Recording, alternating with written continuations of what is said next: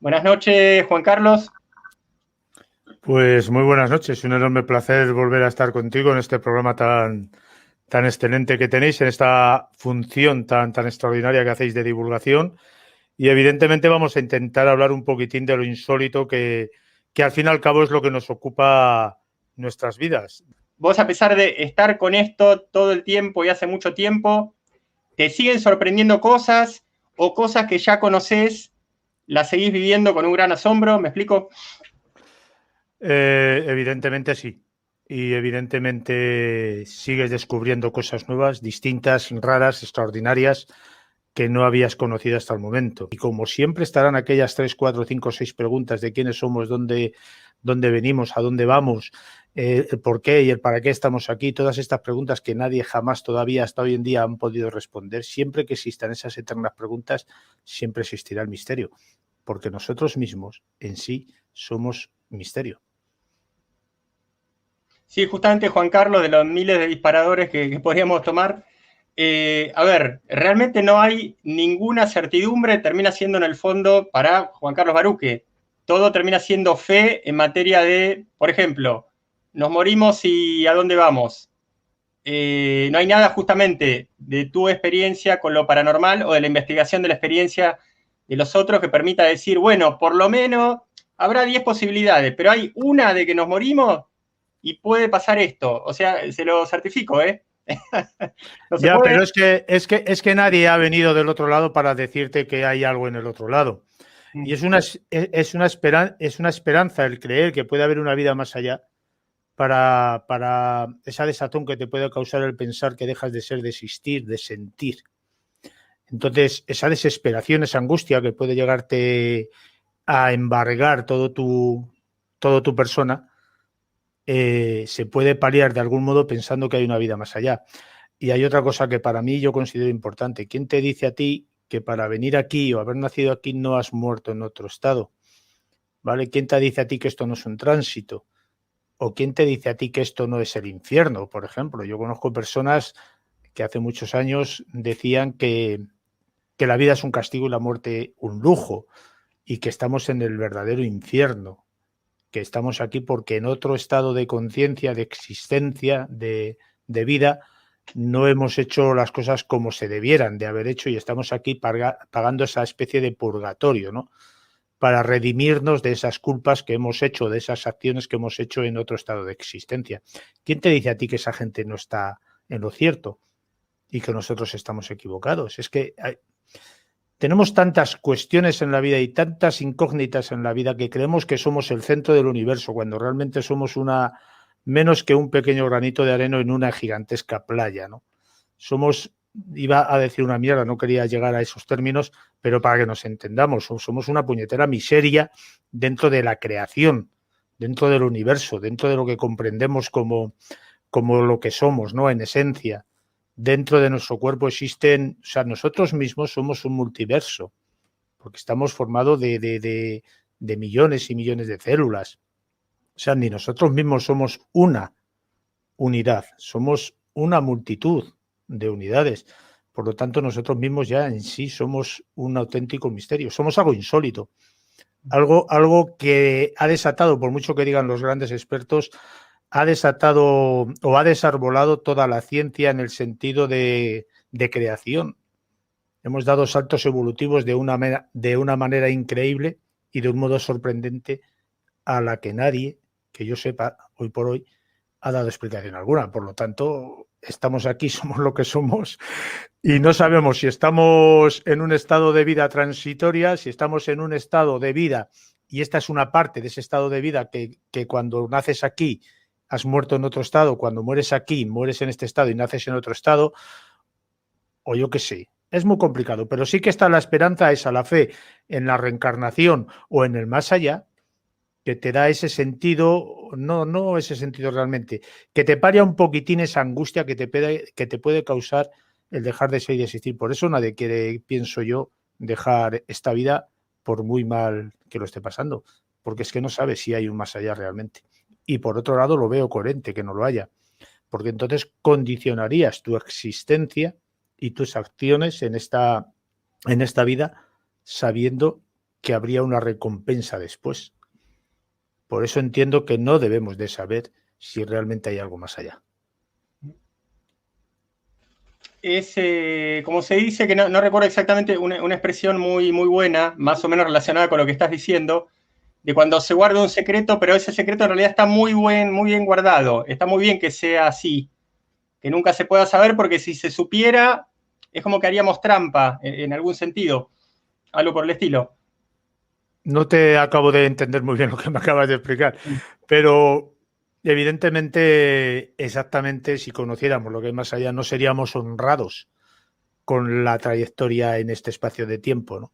No seríamos honrados porque estaríamos condicionados por lo que íbamos a cosechar después. Entonces, no estaríamos en el libre albedrío de elegir nuestro camino y nuestras acciones. Por lo tanto, yo creo bueno que no sepamos realmente si hay algo más allá o no lo hay. Por mucho que investiguemos, por mucho que gente haya plasmado grabaciones psicofónicas o un montón de cosas, o hayan experimentados, o haya mediums, o haya gente que contacte con seres del más allá, o gente que les vea, los que llaman fantasmas o espíritus errantes, y un montón de historias de estas.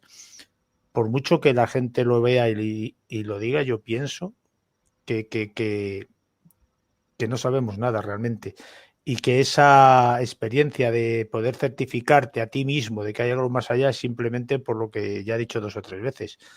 Por ese dolor, esa angustia que te puede llegar causar, que te puede llegar a causar el hecho de saber que una vez que mueres en este estado de existencia, se te acaba todo y ya no eres tú. Juan Carlos, hablar de mundo paranormal, que a ver, es un poquito una convención para que la gente nos entienda. Vamos a hablar de cosas que están fuera de lo común.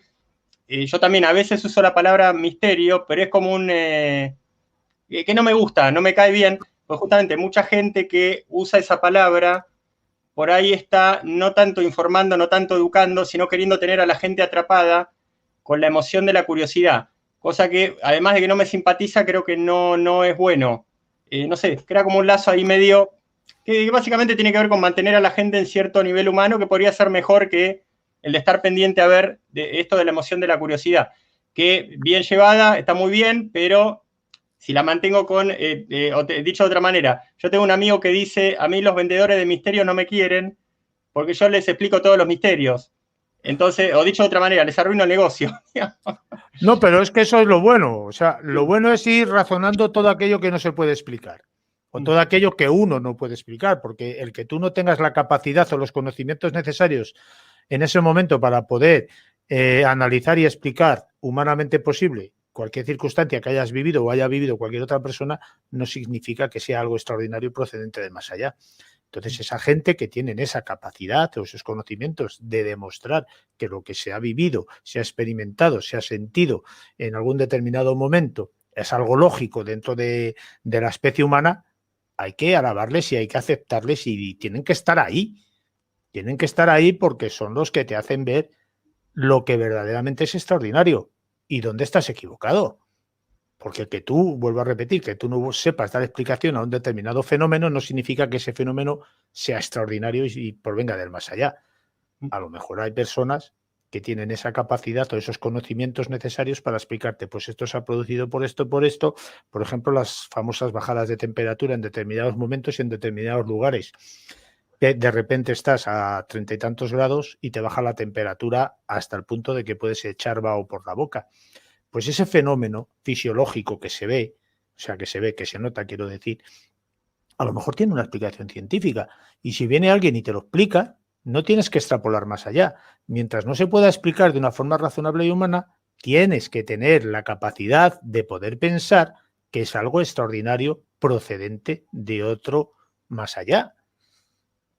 No sé si me explico. Pero esa gente es importante. Ojalá hubiera mucha gente que dijera, mira, pues esto de las parafonías, esto de las psicofonías, estas de las psicoimágenes, pues estas son pareidolias, esto es no sé qué, esto proviene de no sé cuál, estos son ruidos que no sé qué, que los produce la Tierra porque hay un movimiento sísmico inapreciable para el sentido humano, pero que produce un ruido que tampoco es audible, pero que se puede captar, yo qué sé, 40.000 explicaciones que se pueden llegar a dar.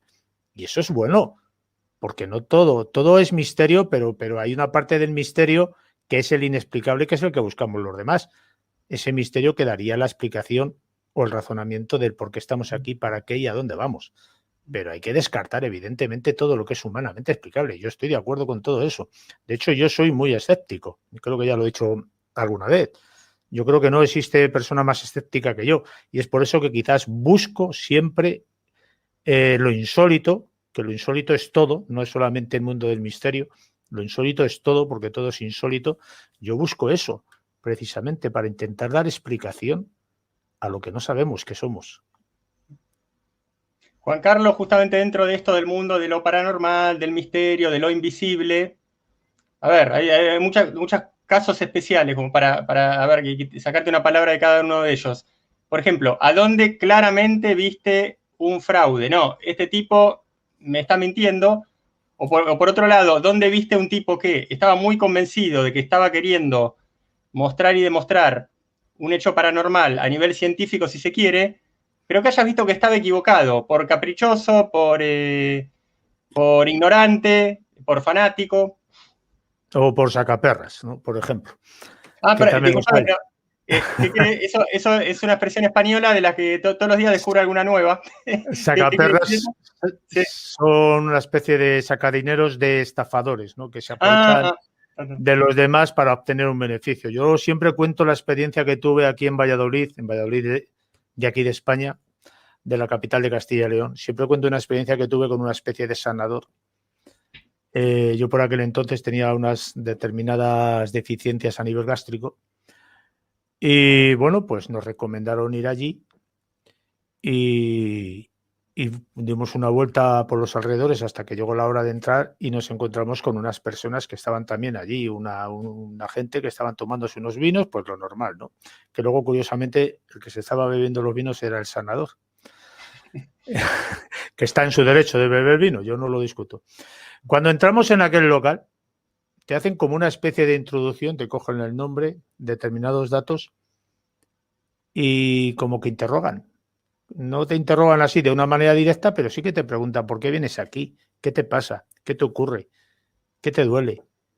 No sé, como que van cogiendo los datos, ¿no? Luego te montas allí, o sea, entras allí en la sala siguiente y nos sentaron todos de espaldas al hombre este que estaba charlando y de frente a una pared.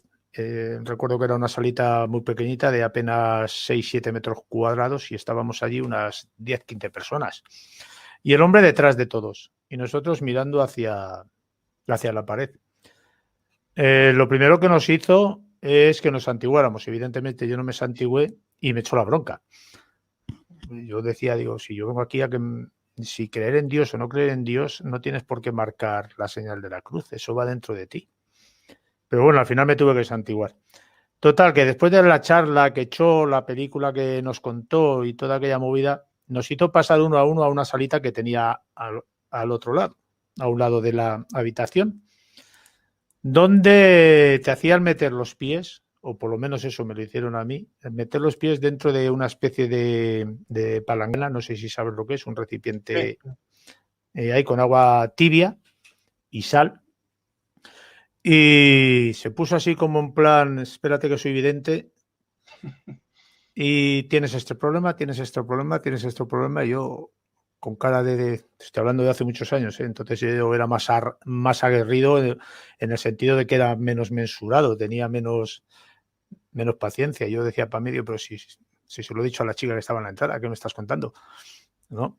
Pero bueno, aún así mantuve la calma por el compañero que tenía conmigo, que era 10 años mayor que yo y tenía más experiencia en todas estas cosas. Total, que al final me dijo prácticamente todo lo que yo le había dicho a la otra muchacha en la entrada, cambiando 4 palabras y 4 términos, pero más o menos lo mismo, y me dio una especie de recetas naturales difíciles de llevar a cabo.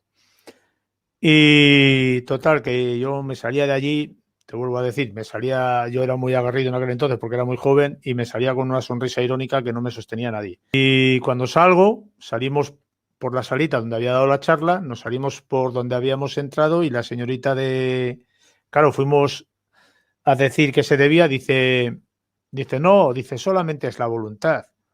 Digo, la voluntad, digo, pues tengo la voluntad de irme, decía yo. Pero bueno, sí que le íbamos a dejar un dinero, pero cuando nos dices la voluntad mínima de 3.000 pesetas, ya me quedé, digo, aquello ya rompió todo. O sea, ya certificó evidentemente que estábamos ante una estafa de grandes dimensiones, porque ese señor encima era súper conocido en Valladolid. 3.000 pesetas. Y la gente tragaba por ser timada. El problema no está en el que la gente sea timada, que se lo crea. El problema está en que este señor se aprovecha de las debilidades y de las enfermedades de los demás para sacar un beneficio económico, para luego ir a tomarse chatos de vino o cubatas con sus amigotes y a pasárselo bien. Que puede hacer lo que le dé la gana con su dinero, pero ganado de una forma, vamos a decirlo más honradamente, y no aprovechándose de las debilidades humanas ajenas. Yo ese tipo de personas es al que yo llamo estafadores, los sacaperras. A los 2 o 3 meses o 4, no recuerdo muy bien, este hombre desapareció de Valladolid. Y es que no me extraña, porque con todo lo que había robado, seguramente fueron a por él de cabeza. Algunos hijos de alguna madre realmente enferma con enfermedades graves y que le sacaría todo el dinero posible, pues evidentemente irían a por ellos con unas ansias claras de hacer algo poco sano para él, no sé si me explico. Y entonces desapareció totalmente de la provincia de Valladolid, pero seguramente que montaría el chiringuito en cualquier otro lado. El problema es que hay muchos de estos así. Y el problema de todo esto es que los que verdaderamente los hay, porque hay sanadores y curanderos muy buenos, sí, pagan las consecuencias de esta gente. Juan Carlos, si esto que en algún momento te comentáramos de alguna situación donde vos veías que te estaban mostrando o demostrando un hecho de una manera muy convencida, muy convincente, pero que no te estaban queriendo engañar y que vos después, o en el mismo momento, notaste que la persona estaba, o no sé, estaba cegada porque se había maravillado con algo y quería que todos los demás se maravillen. Y por ahí una tontería que el mismo tipo se daba cuenta y después te pedía disculpas, no, disculpame, mirá, te quise convencer de esto, que me di cuenta que era una tontería. Bueno, pero eso es una virtud. La persona que considera que ha vivido algo extraordinario y luego por diferentes motivos se da cuenta de que no ha sido así, el reconocerlo es una virtud, me parece a mí. Lo malo es el que sigue manteniendo aquella mentira y sigue alargándolo en el tiempo, ¿no? Intentando demostrar que lo que ha vivido es algo extraordinario cuando en realidad no lo es. Yo he conocido mucha gente, yo conocí a una persona que había tenido un amigo suyo que hacía mucho tiempo que no veía, se había muerto. Se había muerto y este muchacho no se había enterado de que había fallecido. Y en una siesta, en un estado de estos de semiconsciencia que tienes cuando te das la vuelta en la cama, cuando te cambias de postura, pues sabes que hay a veces que abres los ojos, tienes un estado de semiconsciencia y automáticamente te vuelves a dormir. Esto creo yo que nos ha pasado a todos, ¿no? Pues en ese tránsito, al abrir los ojos, al darse la vuelta, se da cuenta de que en una de las sillas que tiene ahí en la habitación estaba este buen señor allí sentado. Claro, él en este momento cierra los ojos, les vuelve a abrir, porque claro, ¿cómo va a estar ese buen señor ahí si vivía no sé dónde? O sea, y luego, claro, se sorprende que su amigo lo hubiera venido a ver. Entonces, abre los ojos, le mira y le pregunta, ¿qué estás haciendo aquí? Y el otro le responde, he venido a despedirme. Total, que ya este se altera, primero se muestra un poco tranquilo e impactado moderadamente, porque no deja de ser una persona conocida que está allí. Lo que no entiende es por qué está allí y a esa hora y quién la ha dejado entrar, porque esta persona vivía sola. Y luego ya cuando le dice eso de que he venido a despedirme, se levanta, se incorpora, se apoya la espalda contra la cabecera y cuando le va a decir algo, el hombre que estaba sentado allí había desaparecido. Evidentemente no se había salido por la puerta, no sabía porque lo hubiera visto, había desaparecido. Total, que el hombre ya se desvela del todo, se pone inquieto, se da una vuelta por la casa, se pone a buscar, sale del piso, sube para arriba, baja para abajo, sale a la calle, da vueltas, le llama por teléfono, no se lo coge. Te estoy hablando igual de hace 15, 17 años esto. No había los móviles que hay hoy en día, aunque ya había móviles. Todo esto que te estoy contando. Total, que me coge y me llama a mí. Juan Carlos, me ha pasado esto. Voy a su casa. Esto es en un pueblo cercano de aquí. Voy a su casa, hablamos, me cuenta la historia, digo, jo, pues qué experiencia más extraordinaria, ¿no? Digo, ¿y no puedes contactar con este buen señor, con algún hijo, con la familia y tal? Dice, no, porque solo tengo su teléfono. Y es que hace mucho tiempo que no le veo.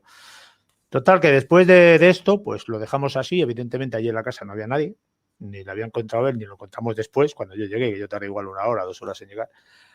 Y al cabo de un tiempo, de un par de días, me parece que fue 1 o 2 días, me vuelve a llamar, todo súper nervioso, todo súper intranquilo, todo, vamos a tomar un café, nos fuimos a tomar un café, se pone a hablar y me dice, ¿te acuerdas de lo que te conté el otro día?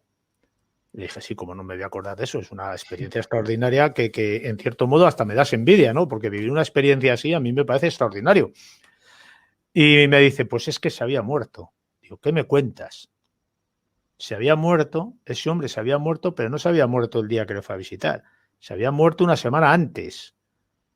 Y como este chico no había ido al entierro ni se había enterado, el otro vino a despedirse, a decirle que estaba en el otro lado, que se había muerto.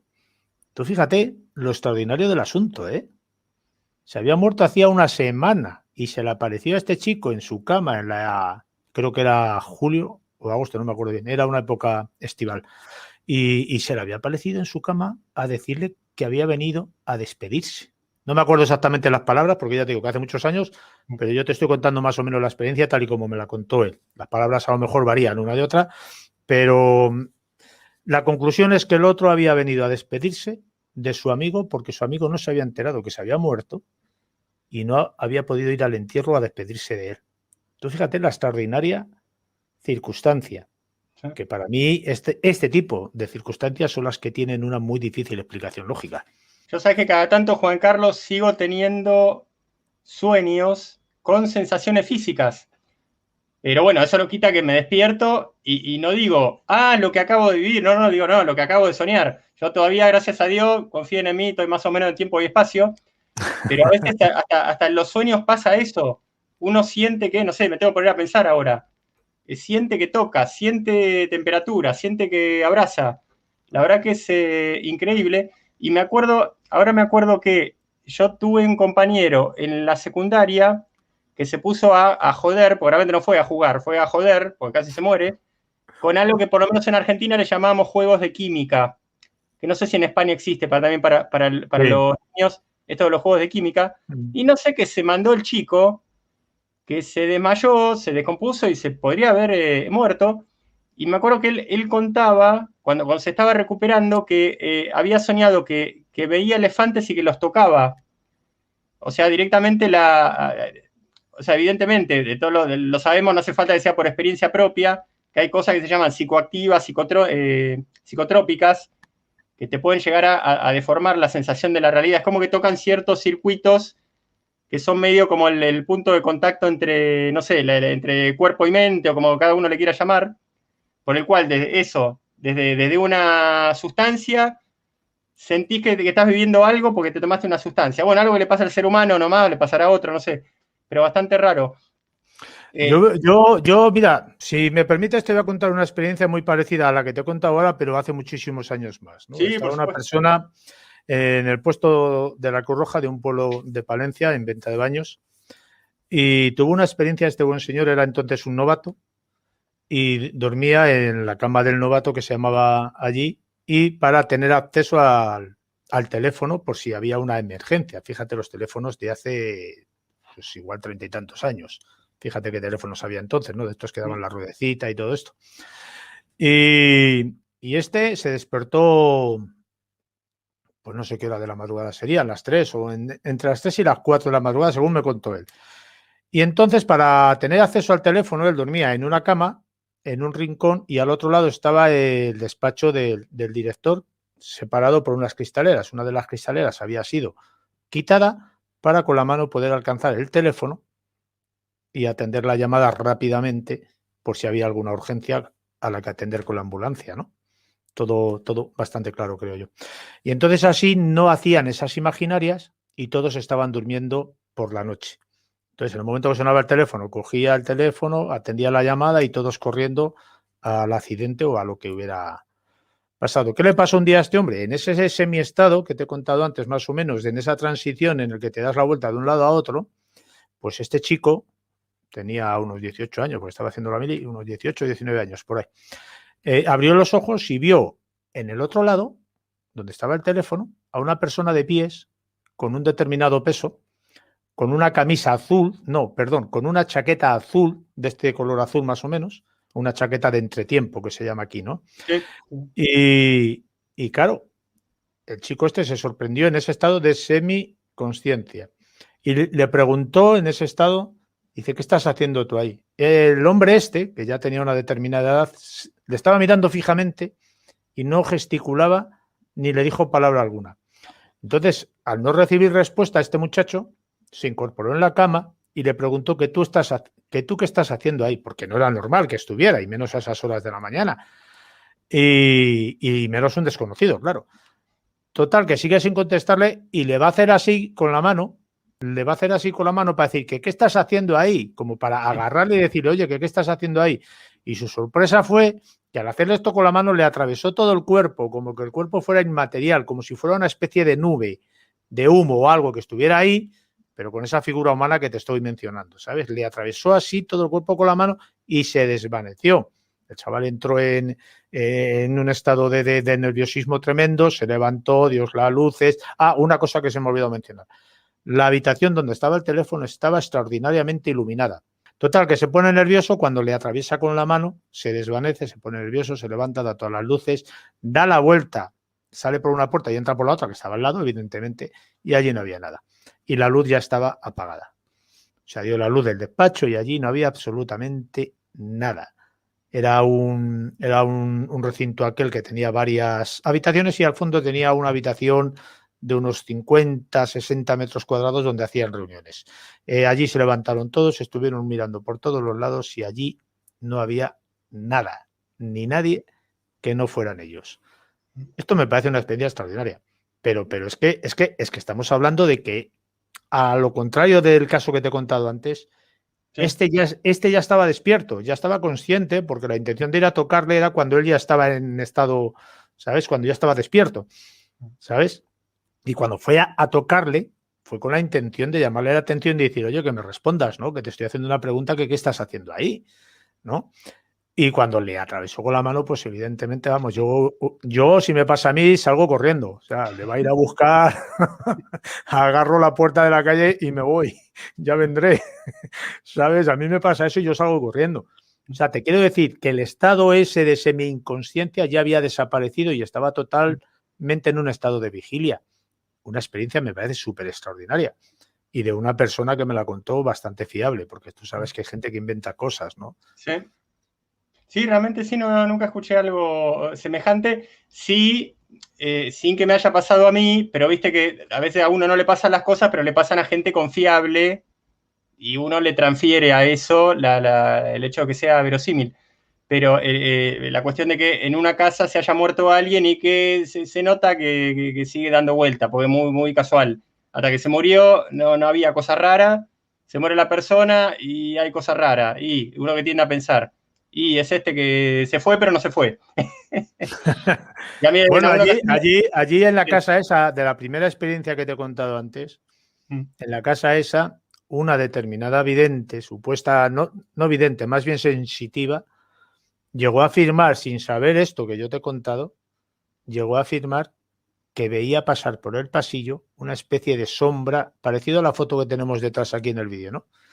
Una especie de sombra así, con una figura, como una figura humana, como si estuviera encapuchada con una sábana todo su cuerpo, ¿no? Una cosa parecida, pero sin tener una definición muy clara ni una imagen muy clara, una especie de sombra que veía pasar, ¿no? Veía pasar por el pasillo esta mujer, sin saber nada de esto que yo te he contado, ¿eh? Luego ya le contamos todo lo que vivió este chico y evidentemente nos dio sus explicaciones.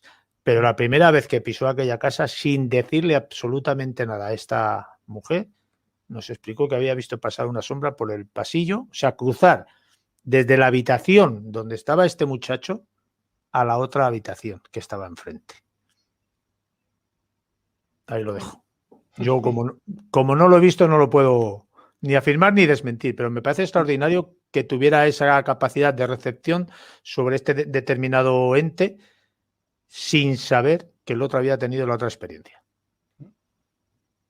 Juan Carlos, y también a veces tengo presente que hay tipos de fraudes sobre los cuales hasta se escribieron libros.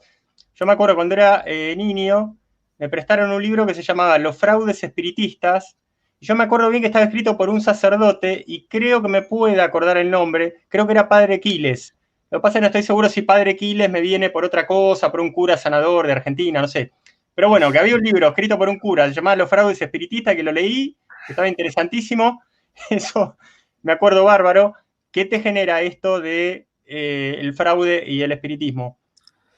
Pues lo mismo que te he dicho antes con lo de la sanación, ¿no? Lo que pasa que en un grado inferior, en el sentido de que no hay un trauma físico o una enfermedad detrás de lo que te he contado antes, pero lo único que buscan es el fraude y el dinero, y el aprovecharse de esas creencias y esa vulnerabilidad que tienen muchas personas para sacarle las 4 perras, las 4 pesetas o los 4 céntimos que pueden llegar a tener. Incluso hay casos de personas que han sido tremendamente estafadas y han pagado verdadera cantidad de capital económico a uno de estos estafadores.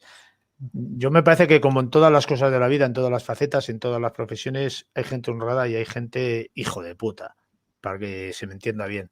O sea, gente que va a hacer daño y a sacar un beneficio propio económico, sin importarle lo que pueda llegar a causar al otro. Como este supuesto sanador, ¿no? Que le sacaba el dinero a la gente enferma y encima le daba remedios supuestamente naturales, nada efectivos y muy difíciles de llevar a cabo. Esta gente es mala y es dañina. Y para este tipo de gente, una vez que se demuestra que hay un fraude detrás de todo esto, evidentemente siempre hay que demostrarlo, que hay un fraude, debería de haber una pena de cárcel.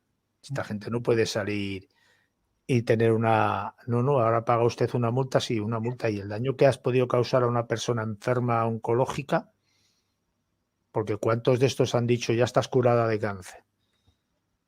Es que es un verdadero trauma y un verdadero dolor, porque cuando una persona con una enfermedad de este tipo, por ejemplo, acude a un sanador, acude con una esperanza bestial y casi a veces como último recurso, porque la medicina a lo mejor le ha dicho que lo tiene muy complicado, ¿vale? Y entonces acuden como último recurso a aprovecharse de una persona con esas debilidades, me parece poco más que demoníaco. O sea, de un ser insensible a su máxima expresión, de una gente que no tiene escrúpulos absolutamente para nada. O sea, para mí no son humanos, son personas, porque una cosa es que te aproveches como los otros que tú has mencionado, ¿no? A niveles espírita o espiritual, no, pues he contactado con tu familiar y me ha dicho que tienes que hacer esto. Vale, pues bueno, pero aprovecharte de la gente que está enferma y en unos estadios de enfermedad tremendamente negativos, hay que tener, iba a decir una palabra fuerte, hay que tenerlos. Por eso te digo, estafadores les hay, pero les hay estafadores en todos los ámbitos y en todas las facetas de nuestra vida, porque somos así. Nosotros somos de esa cualidad. Es como lo de los políticos, ¿no? Los políticos roban, pero es que roban los míos, no los tuyos. Y mientras roben los míos, está justificado. Cuando roban los tuyos a los que tú has votado, entonces son malos. Pero los míos han robado y a los míos les perdono. Como cuando marca un gol en fuera de juego tu equipo de fútbol. Bueno, le ha marcado el gol en fuera de juego, encima me río. Pero cuando lo marca el tuyo en fuera de juego, estáis ayudados por los árbitros, estáis comprados, habéis comprado al estamento arbitral, no sé si me explico, pues una cosa parecida. Somos así, no lo podemos negar. Si fuéramos realmente honrados, reconoceríamos los errores y las cosas que hay ahí. Pero no somos honestos ni con nosotros mismos. Y ya te digo que a veces en nuestra intimidad, como he mencionado al principio, que es donde realmente nos solemos comportar como realmente somos, a veces en nuestra intimidad nos engañamos. para no aceptar lo que somos. Te engañas a ti mismo para no verte realmente como eres. Porque en vez de cambiar y evolucionar en el sentido de tus partes negativas, de tus carencias y de tus debilidades, en vez de aprender y evolucionar en ese sentido, te engañas. Porque ¿para qué te vas a esforzar en evolucionar? No tiene sentido, ¿no? Porque si yo estoy cómodo así, evolucionar y cambiar es sufrir, entre comillas, porque tiene un esfuerzo. Y esforzarse es un trabajo. Y uno está muy cómodo viendo la tele y jugando con el móvil, o viendo un partido de fútbol, o tomándose cervezas o cafés o vinos en los bares. Ojo, que yo no lo critico esto, pero te quiero decir que uno le cuesta mucho cambiar porque todo lleva un esfuerzo transitorio. Y lo que no se da cuenta de que lo que recoge al final de ese esfuerzo automáticamente es superior a todo el tránsito que ha tenido y todo lo que ha trabajado durante esa etapa de tránsito. Porque cuando llegas aquí y miras abajo lo que has sido atrás y todo lo que has pasado para llegar aquí, te das cuenta de que lo que recoges es infinitamente superior a lo que has dejado atrás. Yo también me acordaba, y a ver qué devolución tengo de tu parte, de esta cuestión de las apariciones marianas, sobre lo cual alguna vez leí una investigación bastante seria y que tenía que ver con una iglesia que no estaba muy lejos de Buenos Aires, a la que yo después fui. Entonces, esto parece en principio uno de esos temas donde hay de todo, apariciones marianas o religiosas reales, psicosis, negocio, comercio, tontería. Pero bueno, yo a Juan Carlos Baruca le digo, ¿qué te genera el tema apariciones marianas? Yo para mí es un tema muy delicado, pero yo para mí, ¿en qué se diferencia una aparición mariana de una aparición de un ente que acaba de morir? Es que yo para mí tiene la misma similitud que cualquier ente que se puede aparecer en cualquier lugar donde alguien esté investigando o sin investigar, porque se te pueden aparecer cuando estás de camping, por ejemplo, o dando una vuelta por el campo, ¿sabes? ¿Qué diferencia hay? Ninguna. El problema está en el negocio que hay detrás de todo esto.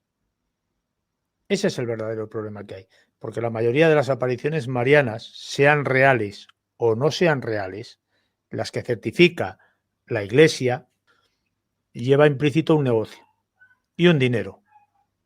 Siempre hay un dinero detrás. Entonces esa es la importancia que le dan. Si no hubiera ese alcance económico, egoísta, a lo mejor sería más fácil de creer. Si no hubiera ese negocio, serían reales. Si no hubiera esa capacidad económica detrás que se puede llegar, que se puede llevar las altas esferas religiosas, ¿le darían bombo a esas apariciones? Yo creo que no. Si no hubiera el negocio detrás, no lo llamarían ni apariciones marianas. La diferencia está en que el Vaticano reconoce que esa aparición es de un santo, de una santa, de una virgen, y monta automáticamente una infraestructura económica detrás impresionante.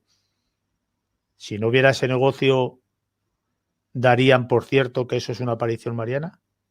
Sí, imagínate si hubiera que pagar, imagínate la regla fuera, hay una aparición mariana, la iglesia tiene que pagar por no sé por cuál sería el motivo, pero que sea esa la lógica. Sí. Hombre, si nosotros tendríamos que tener en cuenta una cosa básica y elemental para mí de la religión, y no hablo del modo peyorativo, ojo, que nadie se confunda. Si Dios o Jesús supuestamente dejó todo y todos los apóstoles que le siguieron supuestamente dejaron todos para hacer el bien a los demás y no atesoraron ni un solo duro de nada o céntimo o peso, como se llame la moneda argentina, que ahora no me acuerdo, si Jesús hizo eso, ¿por qué la Iglesia o el Vaticano está haciendo exactamente lo contrario? Es que no marca, no lleva las directrices que ellos pregonan, predican, no las llevan, hacen lo contrario. Haz lo que yo te digo, pero no hagas lo que yo hago. De hecho, hay que pagar el diezmo. El famoso diezmo es una décima parte de tus posesiones y de lo que tú ingresas para la Iglesia. O sea, ¿por qué?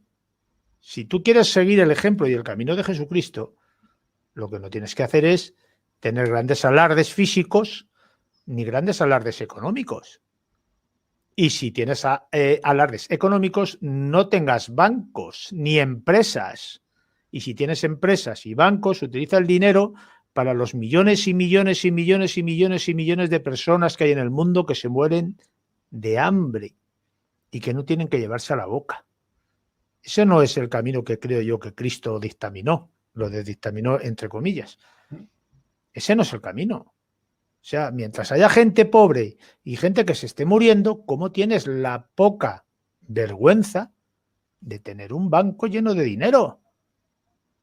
Gástate el dinero, compra comida y dáselo a la gente que no tiene.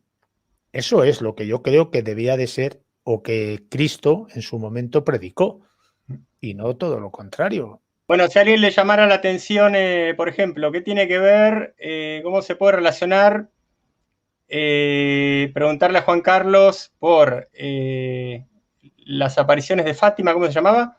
Esto de los niños de Fátima en Portugal, con que nos cuente, bueno, brevemente, por dónde anda Mundo Insólito Radio. Bueno, las dos cosas tienen que ver con que queda muy poco tiempo y hacemos dos en una. A ver, una palabra sobre esto de los niños de Fátima, que supuestamente fueron dando revelaciones que se habían ido cumpliendo, no sé. Y después, ¿cómo anda Mundo Insólito Radio, Juan Carlos? Bueno, Mundo Insólito Radio a través de la plataforma iVoox, ahí tenemos todos los programas subidos desde hace 6 años. Tratamos, como tú bien sabes, temas diversos. Nos podemos ir por temas religiosos, temas espirituales, como hemos hablado aquí, temas fantasmales, podemos hablar de psicofonías, de conspiraciones, de pandemia, podemos hablar de un montón de cosas porque es un programa, que abarca infinidad de temas y por suerte tenemos la libertad de poder dar voz a todas aquellas personas que quieren contarnos algo. Da igual que lo cuenten de una forma a favor de algo o en contra de algo. Como nosotros o yo trato de ser objetivo, lo que se dice en el programa no tiene por qué ser lo mismo que yo pienso. Y al revés, también pudiera ser. Lo de Fátima, pues yo creo que se aprovecharon de esos críos, porque todavía se dice que el tercer secreto de Fátima, aunque dicen que ya se ha desvelado, parece ser que todavía no se ha desvelado. Y yo creo que se aprovecharon de aquellos pastorcillos para hacer el negocio que han hecho, como en Barcelona con la Virgen de la Moreneta. Yo me gustaría conocer, y esto se lo digo a la mujer esta que nos ha hecho la pregunta, investiga qué hay en la biblioteca del Vaticano y pregúntate por qué aquellos libros que tienen allí guardados no nos lo dejan leer a nadie. ¿Qué secretos y qué verdades esconden esos libros para que los tengan escondidos y encerrados con toda la seguridad del mundo? ¿Qué hay ahí? ¿Y qué esconden? ¿Qué es lo que no quieren que nosotros sepamos? Porque tiene que haber libertad de conocimiento y no la hay. Ese es el verdadero misterio. ¿Qué literatura tienen ahí guardada que nos esconden y que no nos dejan ver? Eso es lo que hay que preguntarse y eso es lo que hay que investigar. Muy bien, Juan Carlos, nuevamente un placer estar con vos y hablar de estos temas. Y aparte, muy agradable tu tono de hombre de radio, o sea, por todo lo que eso significa, por la modulación de la voz, la claridad, el ritmo. O sea, se nota mucho que es una entrevista a un hombre de radio. Gracias nuevamente. Muy agradecido por estos piropeos que me acabas de echar. Pues nada, muy agradecido, vuelvo a repetir, por haberme invitado una vez más. Ya sabes, siempre tienes la puerta abierta para cuando quieras o bien venir a mi programa o bien que me invites al tuyo. Yo estaré encantado y podemos hablar de las cosas que a ti te apetezcan, que yo pueda aportar algo de algún modo. Si, como digo muchas veces, si algo de lo que digo te puede hacer cuestionar algo de lo que crees, todo lo que hemos hablado ya tiene sentido. Un abrazo, Juan Carlos. Hasta la próxima. Un abrazo, cuídate.